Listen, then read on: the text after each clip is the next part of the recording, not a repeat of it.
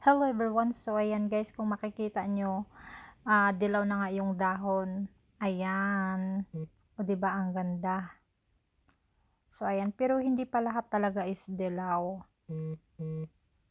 Ano to guys, papunta to sa bahay namin. So dito kami dumaan.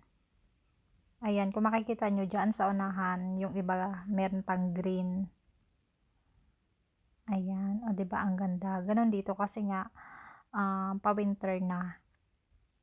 Kasi nandito tayo sa lugar na kung saan taglamig. Merong taglamig.